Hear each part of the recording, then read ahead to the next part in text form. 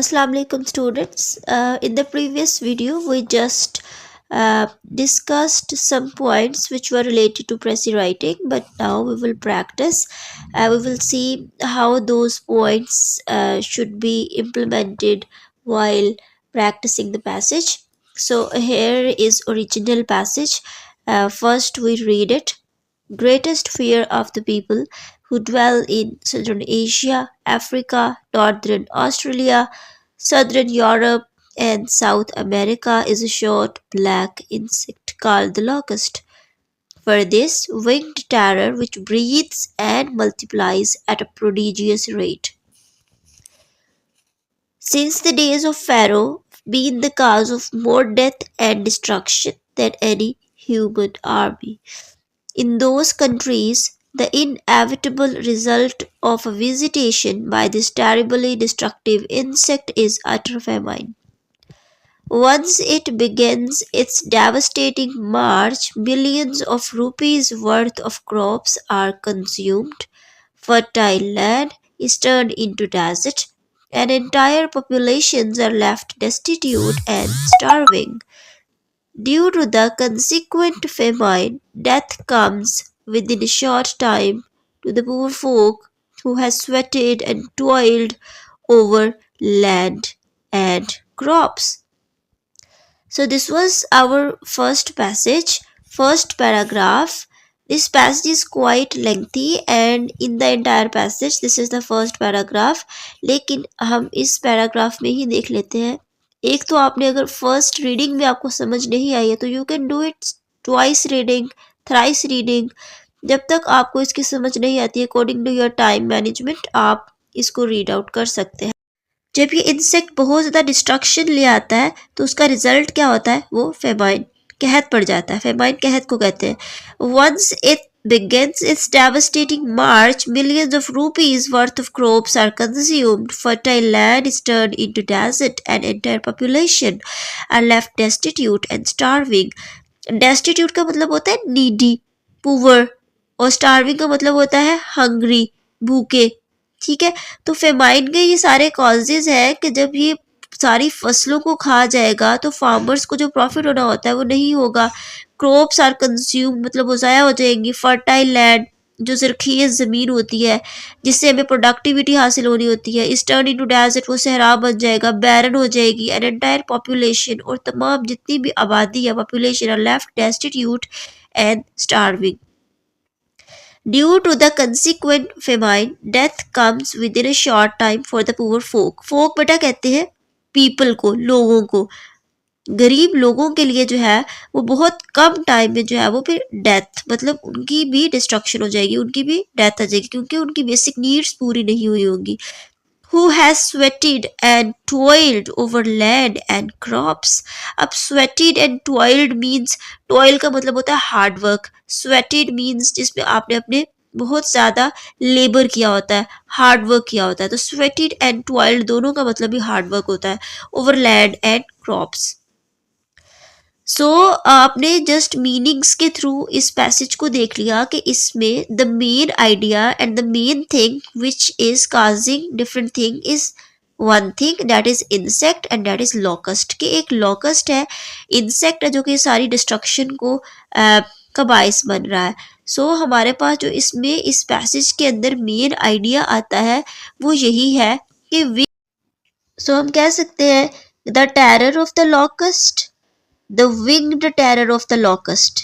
इसका main idea इस पूरे पैराग्राफ का हम ये बना सकते हैं जो कि इन सारे आइडियाज़ को स्मॉल स्मॉल आइडियाज़ को इनकैप्सुलेट करता है क्योंकि उस बेसिकली वही उसकी वजह से ये सारी डिस्ट्रक्शन जो है वो हो रही है. तो इसका जो मेन आइडिया है वो हम ये बना सकते हैं और मेन आइडिया से ही, इसी रीडिंग से ही, इसी कंटेक्चुअल डेवलपमेंट से ही आपने इसका मेन टाइटल जो है वो एक्सट्रैक्ट करना होता है. प्रेसी के अंदर जब आपने रीड करना है, जब आपने वर्ड काउंट करना है, जब आपने उसको अंडरस्टैंड करना है, जब उसका मेन आइडिया निकालना है, उसके नेसेसरी पॉइंट्स को हाईलाइट करना है.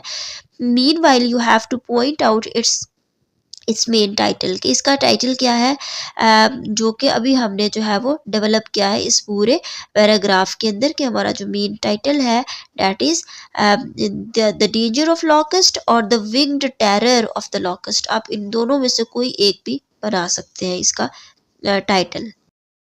स्टूडेंट्स, हमारे पास उसी पैसेज का ही, उसी ओरिजिनल पैसेज का हमारे पास सेकेंड पैराग्राफ आ रहा है।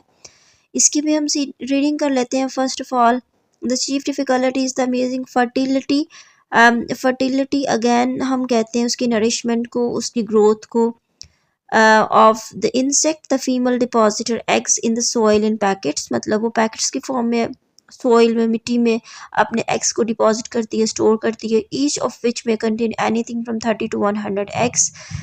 उसके अंदर 30 to 100 एग्स होते हैं, मतलब उसकी रेशो बताइए, उसका नंबर बताया है।